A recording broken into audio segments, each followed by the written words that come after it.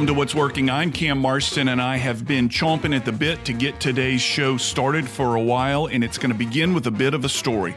Back in the day, I lived in Charlotte, North Carolina.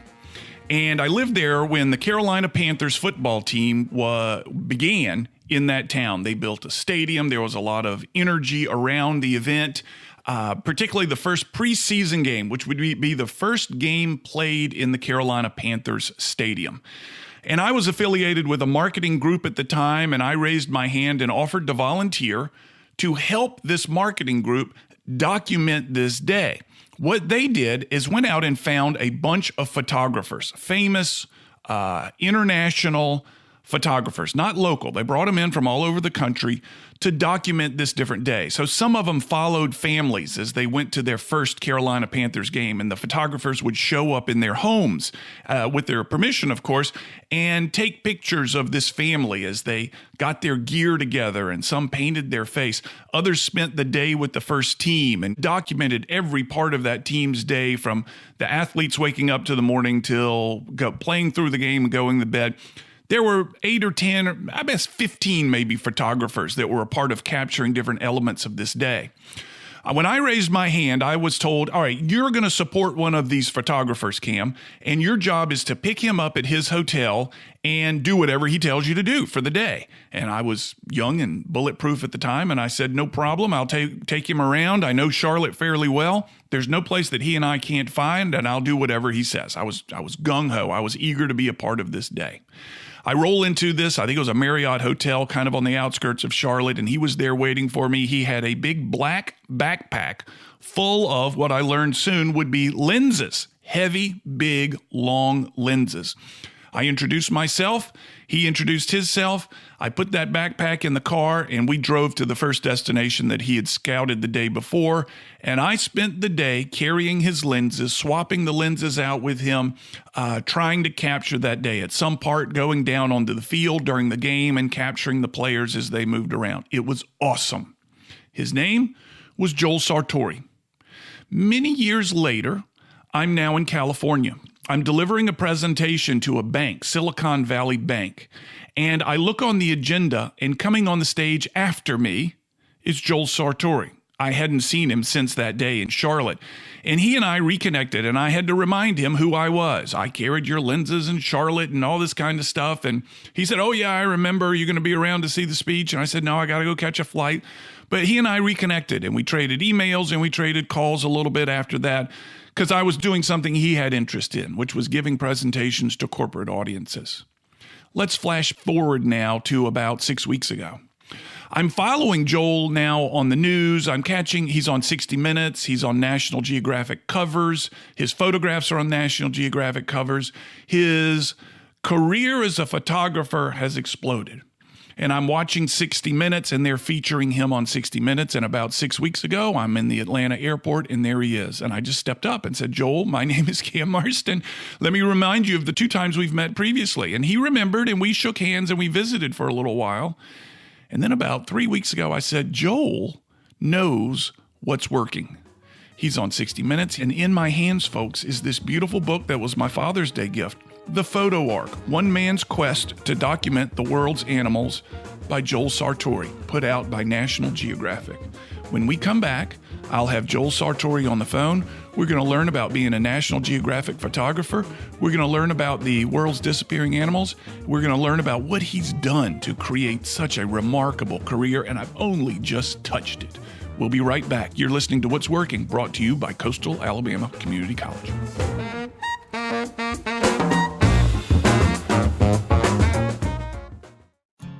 Think about how people really see you. The kid at the drive-thru just sees a coffee drinker. Please pull forward. Your local barista sees the person who loves a smiley face in their latte. See you next time. It's kind of the same way with insurance. Other insurance companies just see a customer, but a State Farm agent sees more. They see you as a neighbor. Your State Farm agent is here to get to know who you really are, so they can help life go right. Call me, State Farm agent Allison Horner, in Mobile at 666-1616. Hey, this is Cam Marston. If sales in your business comes from prospecting to create leads that lead to sales, I want to tell you about Sales Up Coach, a cloud-based system created for the next generation of sales professional. There's a big difference between being busy and being effective. And Sales Up Coach helps salespeople who rely on prospecting uncover which of their activities produce the greatest results. Over time, Sales Up Coach's machine learning hones salespeople's schedule to focus only on activities that generate the most bang for the buck. Your sales team interacts with Sales Up Coach on their smartphone, and sales managers can instantly generate reports to see who is on goal and who may need additional support. Go online and take a look at this new and very powerful sales tool. Go to salesupcoach.com/Cam Marston. Watch your sales team's productivity change. Is your business growing? Does your existing metal building need an update? Expansion? New roof? With almost 20 years of experience, Mosley Building Systems is the leading metal building contractor along the Gulf Coast. We are your local design build experts. From expansion to new construction or repairs, we can guide you through all aspects of your project. Mosley Building Systems works with each client to fulfill their vision. For more information, go to mosleybuildingsystems.com.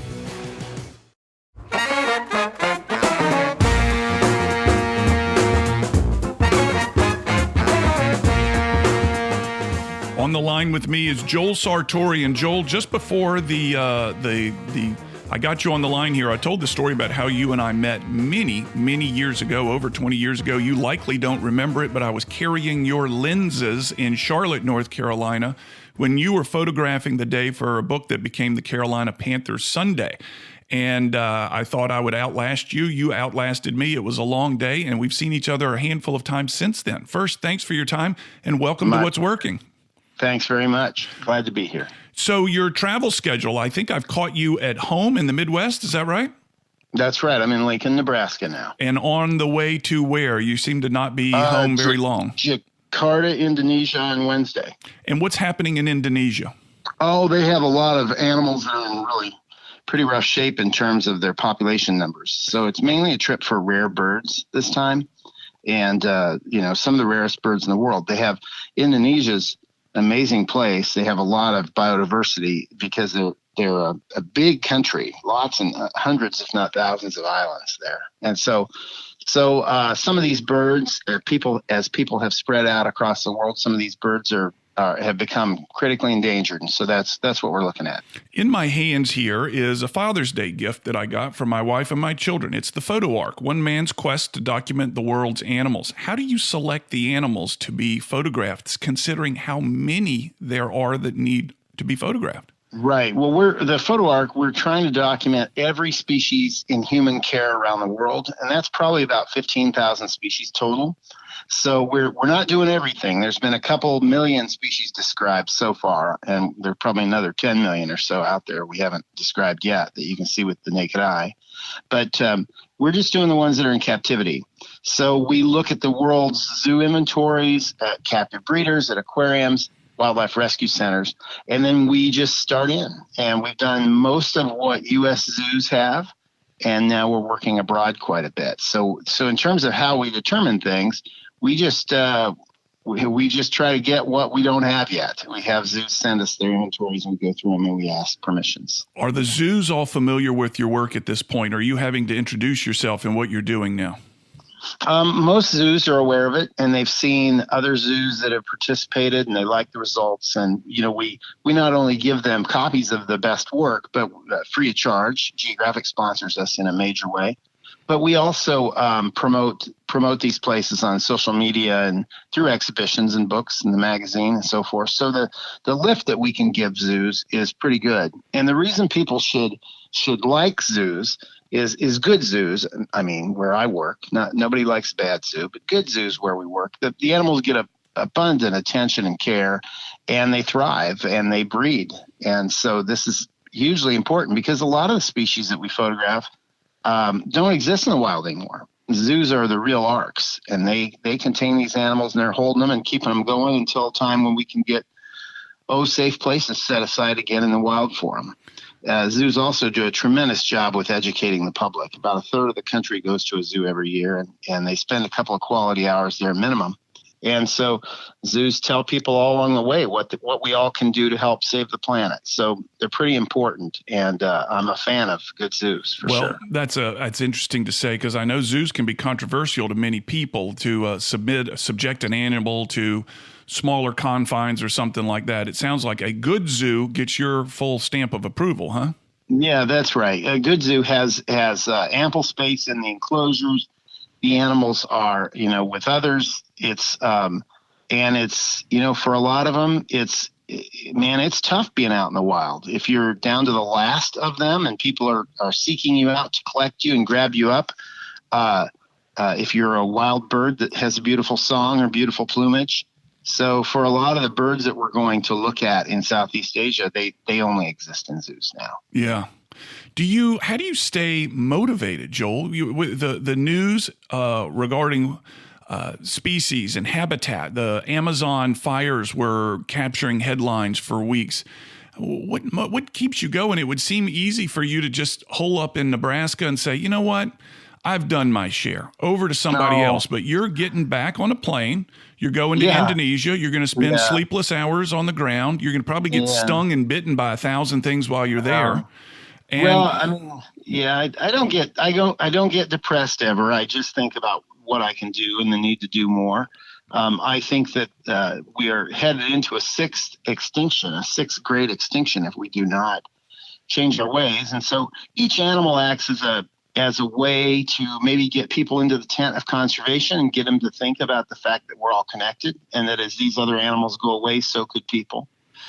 We have to have nature to survive. We have to have abundant good soils and water and clean air and the whole works in order to grow the crops that feed the planet, and so it's all tied in together. It's big issues that have taken a long time to get to this point. They will take a while to extricate ourselves from. But for me, as a conservation photographer, this is what I could do. And I really feel that now is a great time to be in conservation, because we can reach the whole world with the web. Geographic's Instagram account alone reaches more than 125 million followers at a time. Yeah. That's real power to try to help save the world. It really is. Let's take a break here, Joel. You're listening to What's Working. I'm Cam Marston. What's Working is brought to you by Coastal Alabama Community College, and we'll be right back with Joel Sartore.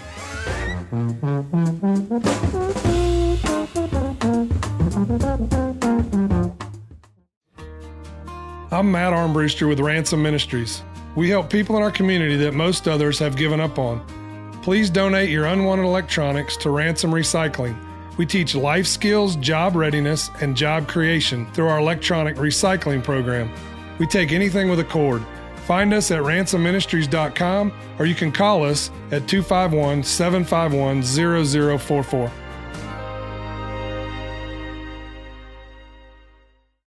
Coastal Alabama Community College is 3 amazing colleges combined into one incredible institution.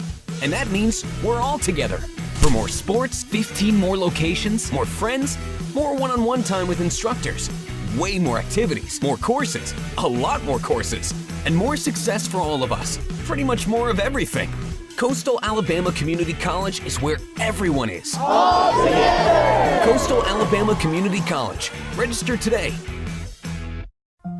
Investing, connecting, leading, providing.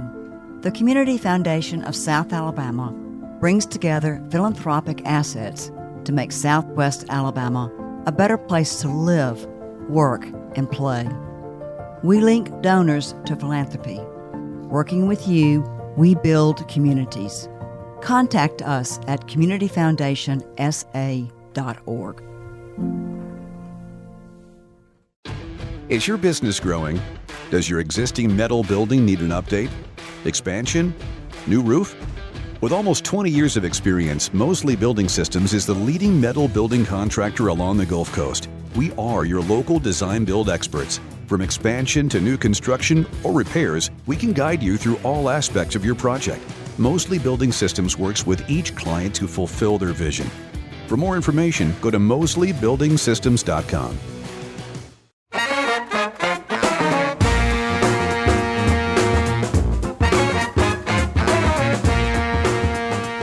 Joel Sartore is on the line with me. You're listening to What's Working. What's Working is brought to you by Coastal Alabama Community College. Joel, tell me a little bit more about you. I've met you. You and I have visited for a little while. Are you a celeb?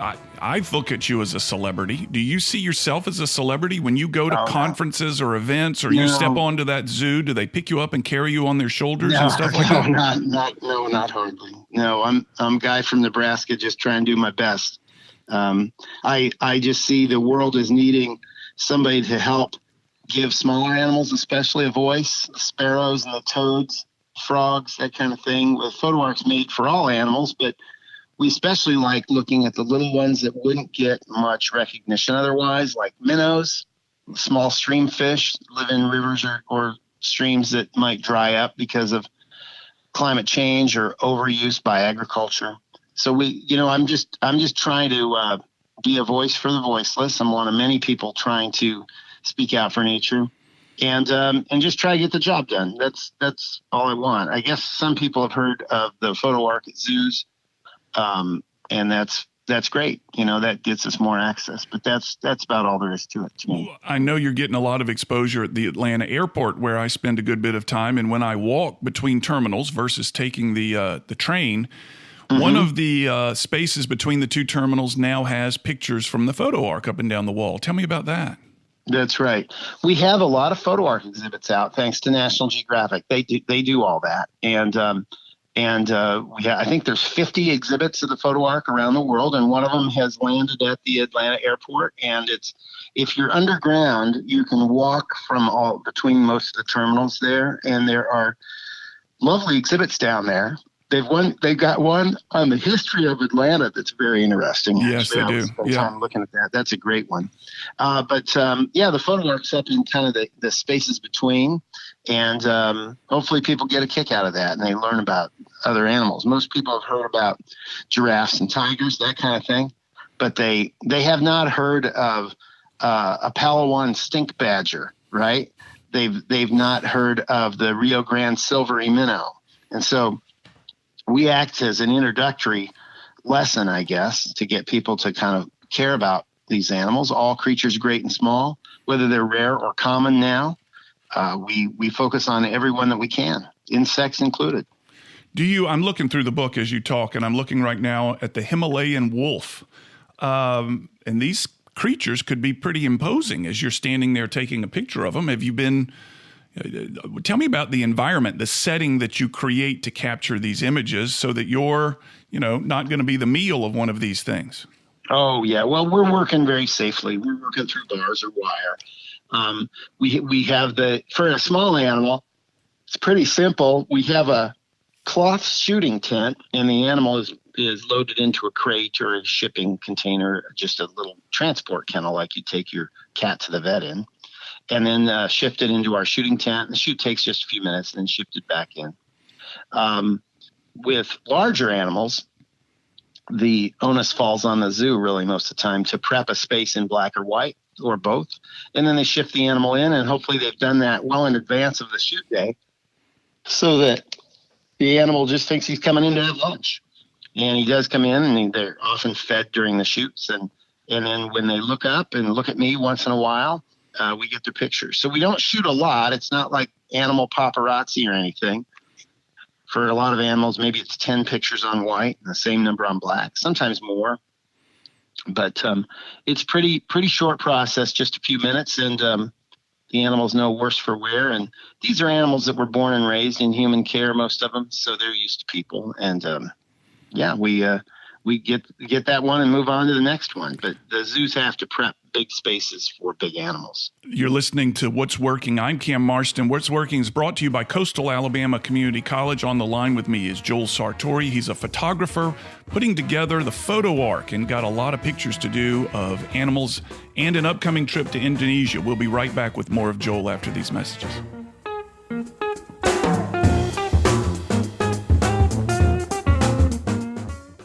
I imagine if Joel was asked to name the greatest influences on his career, travel would be near the top.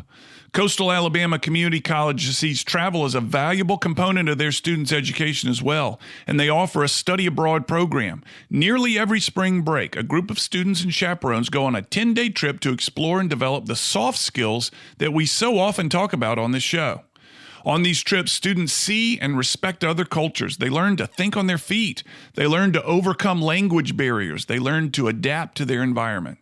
Next spring, they're headed to Scotland, and if you're interested in more information about Coastal Alabama Community College's Study Abroad program, contact Dr. Barbara McMillan at barbara.mcmillan@coastalalabama.edu. Again, that's barbara.mcmillan@coastalalabama.edu. We'll be right back after this short break.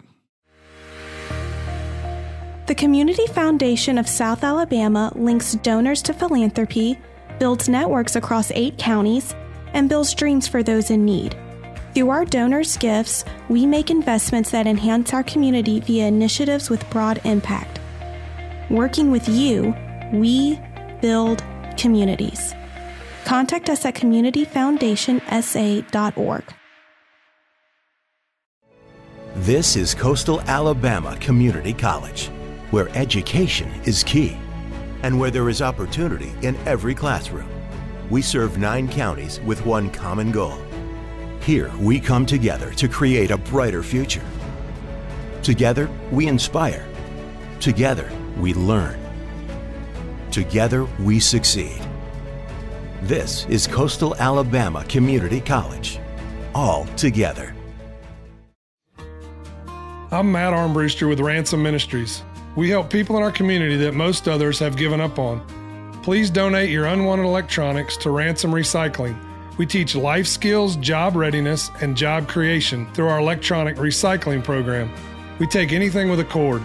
Find us at ransomministries.com, or you can call us at 251-751-0044.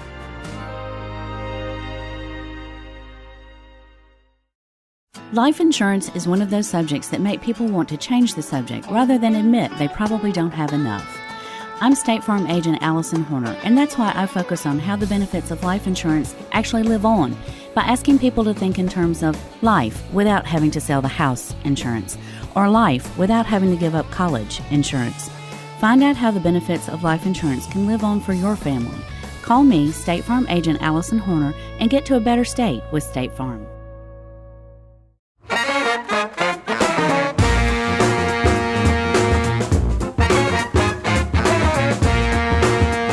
On the line is Joel Sartore. Joel Sartore is a photographer, a speaker, an author, a teacher, a conservationist, and a National Geographic Fellow, a regular contributor to National Geographic magazine.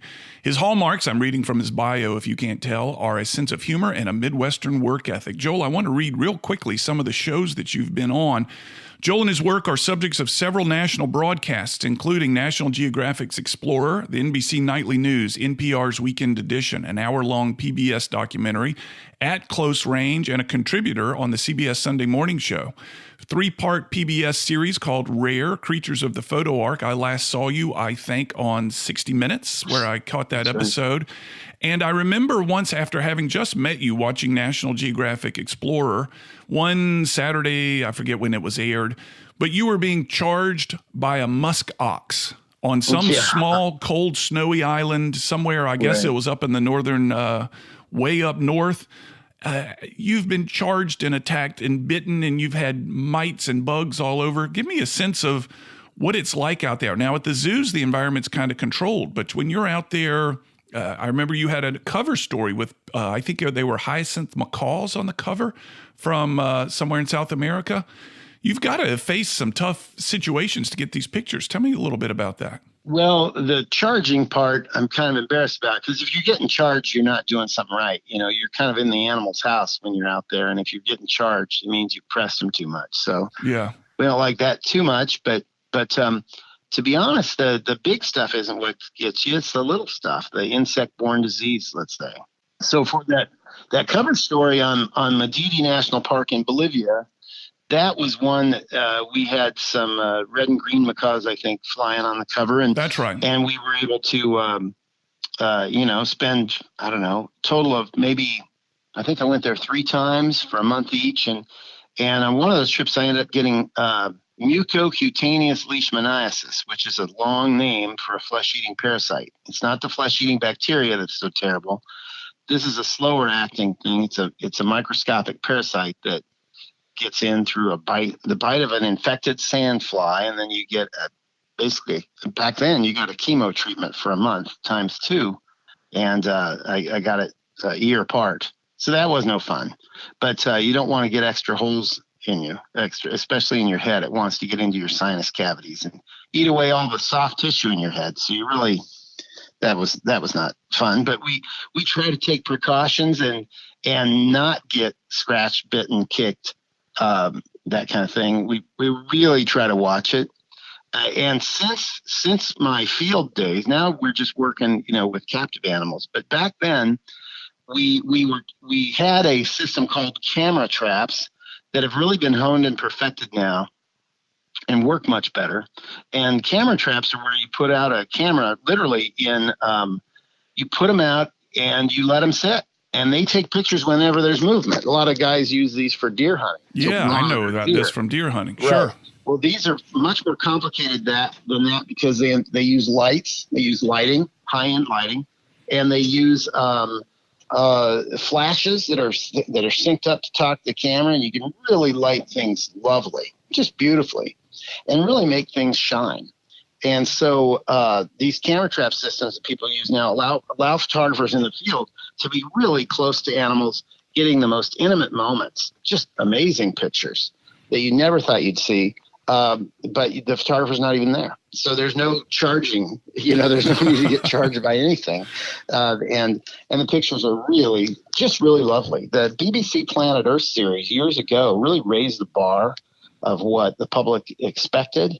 And they had, it affected everybody in a positive way in that these camera traps are not very invasive when they're placed right, and they just really tell stories well. And that's kind of what it's about, is it's telling the story of these places, and hopefully people will want to care and preserve wildlands around the world. Now you live, your living is made with a camera in your hand. Are you ever able to look at a book, look at a magazine, look at a photograph and not diagnose it from a professional's point of view? Are you ever able to enjoy photography as a consumer, or are you always looking at it from an academic or a professional's point of view? Yeah, that's a good question, Cam. I do really love great photography. I love it, man. I get very excited seeing a great frame. We call them frames if we've been in the business line of. I love it. And I don't care who shot it. I mean, a great frame does all the talking, and you don't need to explain it. You just mesmerized by it. And to me, the best pictures, and this is kind of how Geographics operate over the years, the stories take a while to produce. And so the best pictures have a bit of an edge to them in that they combine art with journalism so that they're evergreen, so that they last and they stand the test of time. So they're of course storytelling images, which is journalism, telling a story, advancing a story, and getting people around the world to understand the planet. But they also are done so well that in great light with clean backgrounds, just at perfect moments, that they really are fine art as well. So that's a great mixture, and it's one of the hardest things to do. You could be working for, I did 30 years. I've done 30 years total, and I was in the field for about 17 of those. And maybe 2 or 3 times a year you get a frame that you really are proud of, maybe 2 or 3 times a year. Out of how many photos? 30 or 40,000. The odds are low. I mean, the odds are low. You don't step into a casino with those odds. Yeah, it's got to be a great moment in light that helps, with a background that helps. It's just really tough to get. Most of the time, I tell students, most of the time the answer is no, and the question is, should I take a picture now? You really have to be discriminating and really wait for the right moment, the exact right moment, and it's got to be interesting. It really should be interesting. Well, you've got to. Can you think of 1 or 2 of your own photographs, frames? I'm in the gig now. Can you think of 1 or 2 of your own frames that stand out to you that was the right moment with everything? And tell me that story. Well, in the field, yeah, I mean, we've had, it could be something as this pair of parrots flying by within camera range that was in focus that landed the Madidi National Park story on the cover of National Geographic. And the reason that one was important was Bolivia at the time was thinking about building a dam that would have drowned 1,000 square miles of rainforest. So that was important because the story, when we came out with it, that got the Bolivian government to think a little differently about that. But, in terms of really good moments, I photographed a dog trying to get at me and bite me through the window of a pickup truck at a ranch in Idaho years ago. I seen that one. Yeah, it was a blue heeler, and they're very defensive of their vehicles. They consider that their property. And so I just walked up suddenly to this truck. I was actually getting invited to dinner to the rancher's house, and I didn't really know where he lived. And so I walked up to him and was going to ask, where do I go? And this dog just leapt out of the window, really fierce, and the rancher grabbed onto his back leg just to keep him in the truck. And I managed to remember to take a picture rather than just run screaming away. But later at dinner, I was like, that dog of yours is pretty fierce. Are you worried about the liability with a dog like that? And he says, no, and I don't care for salesmen much, and we really don't have any trouble with them. So, it's that kind of thing. But that to me is a nice moment in good light with a good backdrop. It's one of the 2 or 3 a year that you get if you're out pushing the button enough. Yeah. You're listening to What's Working. I'm Cam Marston. What's Working is brought to you by Coastal Alabama Community College. On the line with me is Joel Sartore. Joel Sartore is a National Geographic photographer and an acquaintance of mine over the past 20 some odd years in strange and wonderful ways that we tend to bump into each other. Joel, you said the answer is no, and the question is, should I take a picture now? I would think with technology and the fact that film hardly exists, at least I haven't seen it anywhere, and it's so cheap to take a picture today that the answer should be take as many pictures as you can, one will work. Well, I would, as a guy who has to look at a lot of those pictures at photo workshops once in a while when I teach them, I would say I don't think it is cheaper. I think it's more expensive because you have to buy the latest camera, the latest storage system, or the pictures will be lost. But also, I think that just shooting more doesn't make them better. I think you really should concentrate and pick your shots and really try to make something that counts. I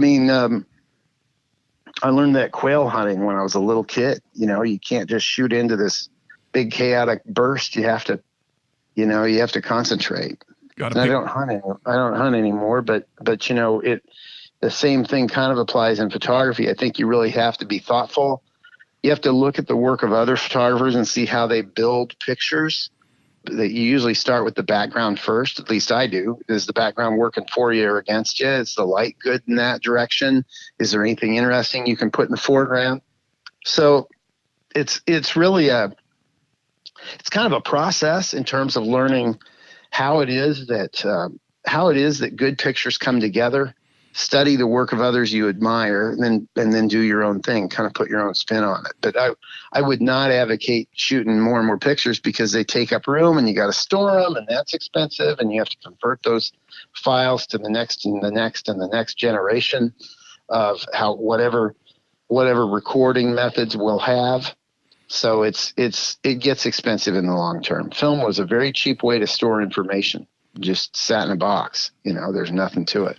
Does the Geographic give you full reign now to take the pictures that you want or to choose the assignments that you want? Have you earned kind of a professor emeritus status with them? Well, I don't know about the emeritus status. I'm still pretty active, but with the photo arc, that's kind of my project, and so I work on it. And if they have the magazine, if they have a topic that they're working on, like the October issue of the magazine, we just had an entire issue on extinction.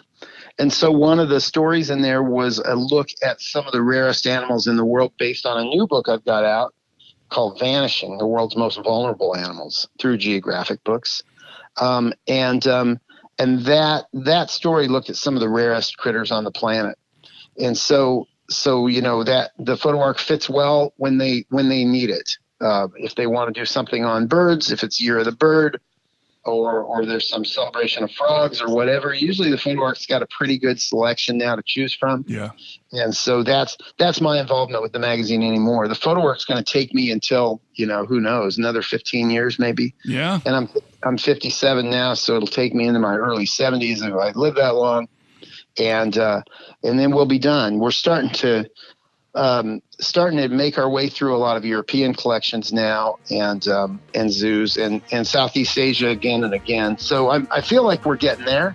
I look at the species inventories now of, let's say, a zoo in Lisbon or maybe Berlin, and I note that I've got most of what they have. Yeah. And so really we're having to go farther now to get fewer animals. Mainly on islands out again in the South Pacific where the temperature's pretty warm, and so they have a lot more species diversity if it's warm and wet usually. Yeah, and that's where we're going. We'll take a break here, Joel. You're listening to What's Working. I'm Cam Marston. What's Working is brought to you by Coastal Alabama Community College, and we'll be right back with Joel Sartore.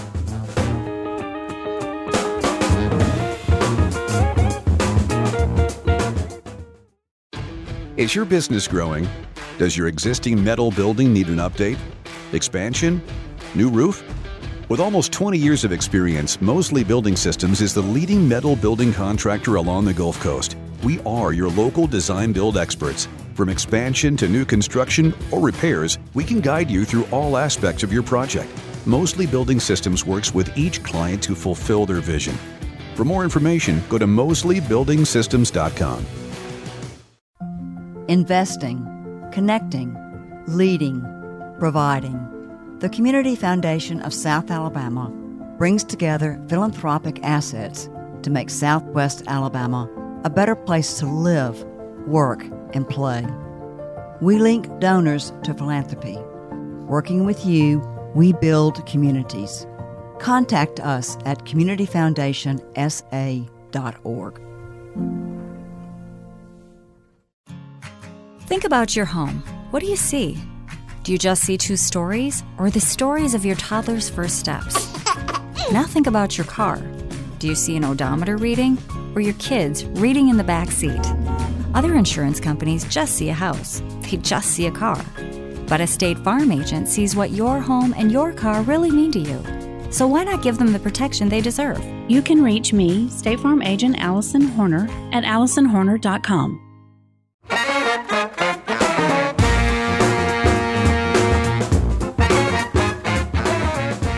Joel Sartore is on the line with me. You're listening to What's Working. What's Working is brought to you by Coastal Alabama Community College. Joel, has there been some animals, some species, or some destinations that truly stand out in your mind as something you'll never forget or perhaps you'll never see again? I want to hear about these things that really touched you to your core. You've seen so much more than most of us ever will. Give me some sense of what you've seen that really, really stayed with you. Well, I tell you, the best place I've ever been is Antarctica. I went there as the photo coach on a Geographic Lindblad cruise ship, basically. Oh, yeah. And you go in their winter, which is January or February. I'm sorry, their summer. Right. So their summer, their warmest month, is opposite of us. So it's January and February you go. And I tell you, it was just lovely. It's the best place I've ever been. And the best trip I've ever been on. And that was just I was one of a couple hundred people, and I was one of the photo coaches. So my wife was able to go along too, but it's just amazing. And if you go, you want to go to not only the Antarctic thumb for the amazing giant blue icebergs and penguins, killer whales, that kind of thing. You also want to stay on and go to South Georgia as well, where the abundance of wildlife is. We went to one bay where there were 500,000 king penguins and their chicks. And none of the animals are scared of you. I've seen those pictures. Those people just standing there walking amongst the penguins, and they look like they're about waist high. They're much larger than I would think they would be. They're huge, and they're friendly. They're not scared because we never got around to hunting them. That's the reason we think that most animals are so flighty around us, wild animals, is because their ancestors, if they were friendly, they've been shot and eaten. Yeah. So just the skittish ones remain here. But down there, it's about 28 days door to door. It's a long trip, but I was never bored. It was just very interesting. I've also done Geographic trip to Galapagos that was good. But in terms of some of my favorite places that I've been, I really like the Mexican monarch butterfly migration site. Oh, where I've all read the about that. butterflies Yeah. go to the mountaintops. That's incredible. A little known place is Laguna San Ignacio on the Baja Peninsula of Mexico, where people go to watch whales. And by watch, I mean you're out in a little boat and the whales come right up to you and you pet them. If they want to be petted, you scratch their tongue and their baleen. It's amazing. Golly. And that's right around Valentine's Day, usually best time. And the sandhill crane migration in Nebraska in March is also really fabulous. There's 500,000 sandhill cranes coming to a fairly small section of river, and it's just incredible. Thousands and thousands of birds in big flocks that can block the sun at the right time of day. It's just incredible and glorious. And these things, when I see them, I get all charged up again. Yeah. All these trips, I get charged up again. I'm ready to go. What extinct species do you wish you could have seen? Well, I spent quite a bit of time with a frog, believe it or not, named Tuffy, who was at the Atlanta Botanical Gardens. He was the last of his kind. For many years, they had him there by himself. This is a frog that was killed off by a thing called chytrid fungus, which is spreading around the world and killing a lot of amphibians, especially those that live at higher altitudes. And this was just a sweet frog, about the size, a little smaller than a baseball. And I think I photographed him 3 times. And we all knew he was the last one. And he's passed away now, so that species is extinct. In terms of animals that I wish I could have seen, they're probably a U.S. bird that's gone extinct, like the heath hen or the passenger pigeon or the Carolina parakeet or the eider-dowd woodpecker. Those are we want what we can't have, evidently.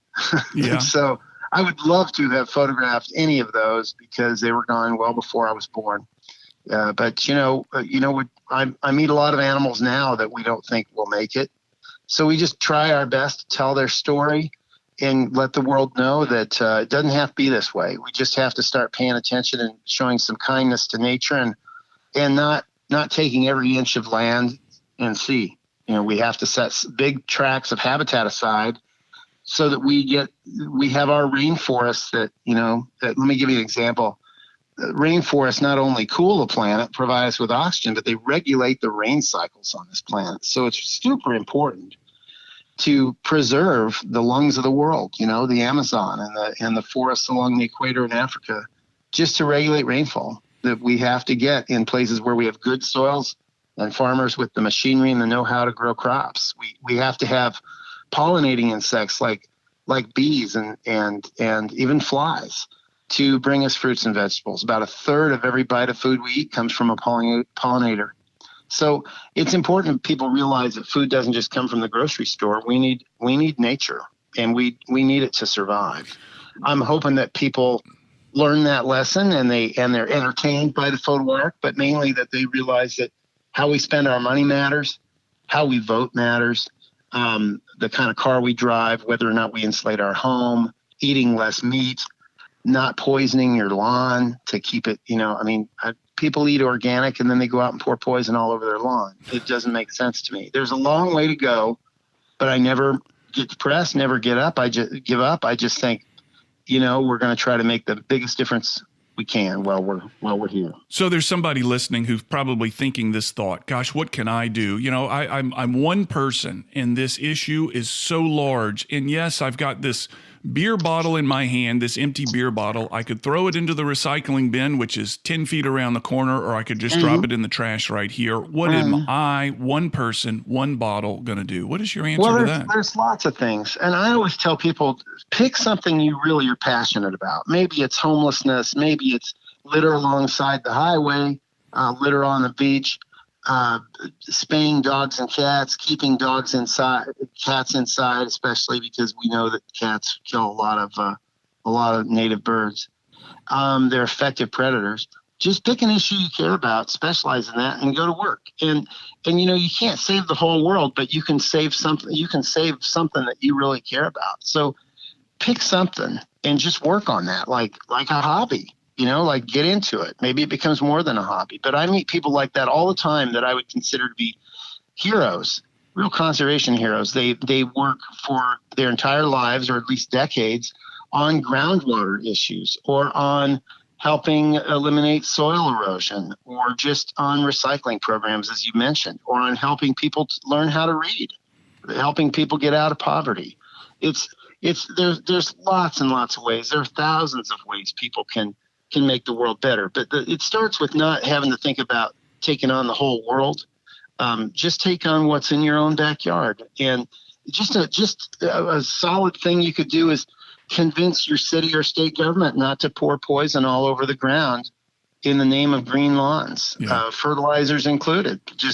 It saves your city, your county, your state lots of money not having to mow all the time, for example, and that provides lots of cover for wildlife. In Lincoln, our Parks and Rec department is very progressive, and we've started planting native prairie and wildflowers in a lot of public spaces, and people love it. There's lots more birds, there's lots more butterflies, and it cleans the air, and it helps with rainwater runoff.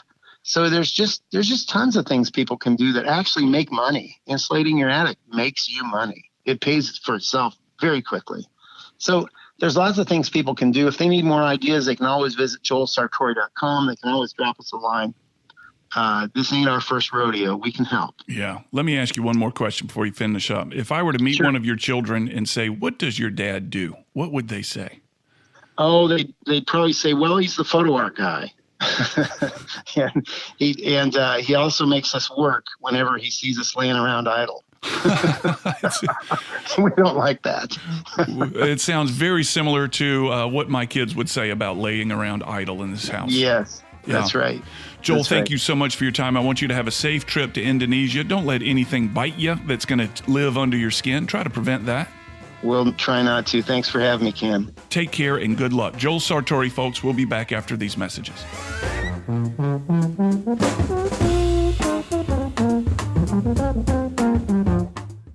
Did you know that Coastal Alabama Community College has 16 campuses and instructional sites in South Alabama? They do. And their total enrollment is 10,000 students. They offer associate degrees and certificates in more areas than we simply have time to list. Students choose whether they want to take classes and transfer to a four-year university or go directly into the workforce. And the Bay Minette and Bruton campuses have residence halls and almost 600 students. They have 18 athletic teams. They host 2 scholarship pageants, and they have an activity or club for nearly every interest. There's a lot going on at Coastal Alabama Community College, and there truly is something for everyone. For more information, visit their website at coastalalabama.edu. We'll be back. I'm Matt Armbruster with Ransom Ministries. We help people in our community that most others have given up on. Please donate your unwanted electronics to Ransom Recycling. We teach life skills, job readiness, and job creation through our electronic recycling program. We take anything with a cord. Find us at ransomministries.com, or you can call us at 251-751-0044.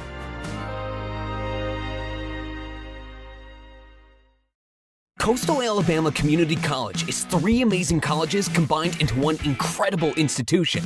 And that means we're all together. For more sports, 15 more locations, more friends, more one-on-one time with instructors, way more activities, more courses, a lot more courses, and more success for all of us. Pretty much more of everything.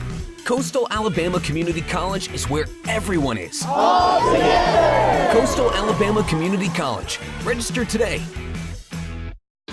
Is your business growing? Does your existing metal building need an update? Expansion? New roof?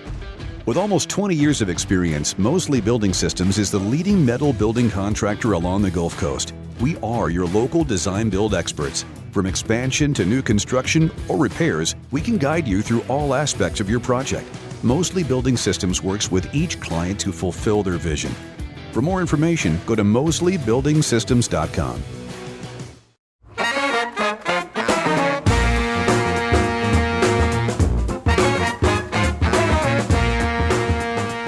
When you interview a guy that's been interviewed by 60 Minutes, that's been featured by 60 Minutes, complimentary, 60 Minutes can often destroy people's career, but Joel was featured in a complimentary way on 60 Minutes, as well as CBS Sunday Morning, a PBS documentary, 3-part documentary on the work. You realize you're talking to a guy that doesn't need the attention of a guy like me, but is doing it anyway. And I come into those conversations with people like Joel just grateful for his time. When I met with him again in the Atlanta airport, bumped into him, he had his son with him. And I told his son, your dad's doing important work. And he is. Joel is doing important work. But I think one of the things that got me this interview was complimenting Joel to his son. And it certainly makes a space in my heart when one of my peers will do that to my own children about me. Look at our kids, and I'll look at someone else's kids and tell them how much I like their parents or the work that they do, something like that. It's a note worth remembering that complimenting a child's parents to that child seems to matter, and I'm confident that it gave Joel a reason to pick up the phone and participate in this interview today when he is getting calls from the lights of 60 Minutes, yet spends time with me. And I'm grateful for that connection and that friendship. And I was also reminded that so often as I'm walking through public places and I recognize somebody, whether they be a celebrity, an old friend, my first action to my head, the first thought is, leave them alone. People don't want to be bothered. That's not true. That's not true. They want to be recognized. They want to be acknowledged. And I work hard to walk up and step up to people and say, I know you, or we've met before, or I saw you on television. It seems to matter. I used to think that people don't want that recognition. I now have come 180 degrees. I think they do. And particularly in those public places where it's so overwhelming at times, like that Atlanta airport. Folks, this book, The Photo Arc, is well worth looking into. I'm not a shill for The Photo Arc, but it is really some quality stuff. Gives you a sense of the work, and you get Joel told us a little bit about what makes a good picture, and you can see that as you look at these photographs here. And I think there's something in the eyes. I don't know what it is. Someone certainly knows more about this than I do. But when you can see an animal with big old eyes, those eyes make a connection. It doesn't mean they're more important, but we tend to like the creatures with the big eyes, and we look into those eyes. And I don't think it's a fluke that when Disney makes a character they want us to like, they make it with big old eyeballs. When they make a character that they want to be the nemesis, the evil, the villain, they make little eyeballs and maybe one color of those eyes. Whereas the big eyeballs, they put pupils and all that kind of stuff. Anyway, my simple observation. Big thanks to Joel for his willingness to participate. I owe him, if I could ever do anything for him, I would be happy to do something for him. All right, let's real quick get into how to reach out to us if you're interested. First, the website, cammarston.com. Across the top of the page, you'll find that podcast link.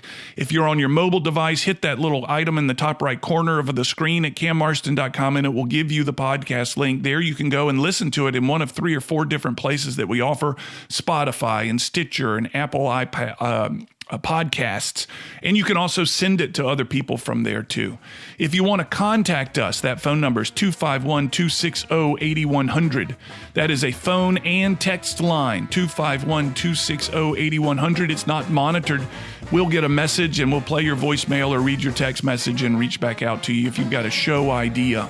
If you've got a question for a former guest and we can get them back on the show, we're happy to do so. And then you can email me directly, Cam, C-A-M, at cammarston.com. Special thanks, as always, to Kristen Ogden for pairing up calendars for me and these guests. And special thanks, as always, to John Thompson. He's the show's producer. John is with Ion Digital. We'll have another show for you next week, everybody. Have a great week.